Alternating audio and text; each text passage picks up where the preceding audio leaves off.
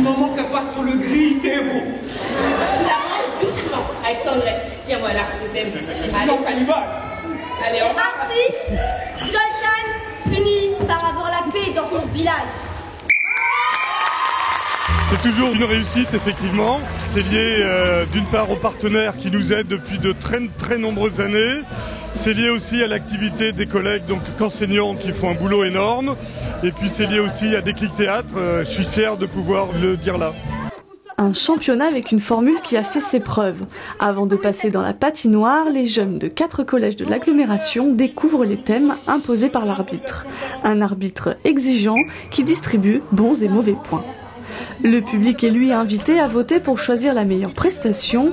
Les collégiens ont été bien formés par leur coach. Ils étaient assez stressés, mais du coup on a privilégié le fait que c'était une rencontre plus qu'une finale, plus qu'un match.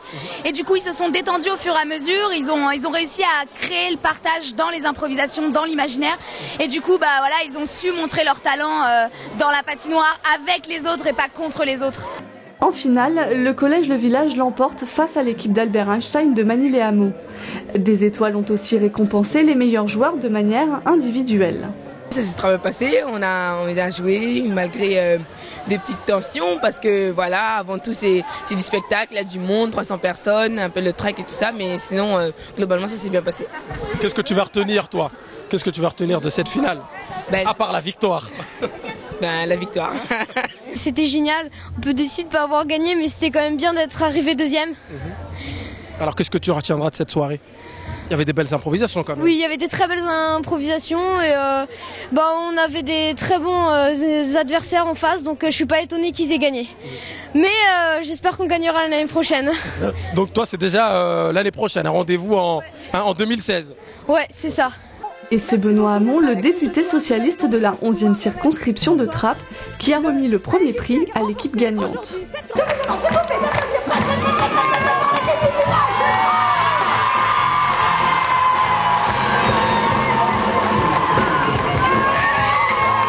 Ce qui s'est construit et imaginé à Trappes il y a maintenant, c'est le 16e championnat intercollège, va être déployé dans l'éducation nationale dans le cadre de la réforme des rythmes scolaires chez les tout-petits, donc en primaire, ce qui montre qu'on a compris qu'avec ce genre de prestations-là, il y a des gamins qui pouvaient avoir des difficultés dans les cours classiques, qui déverrouillaient des choses par le théâtre, par l'improvisation.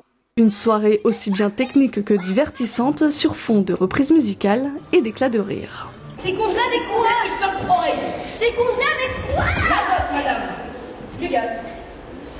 Et fourchette.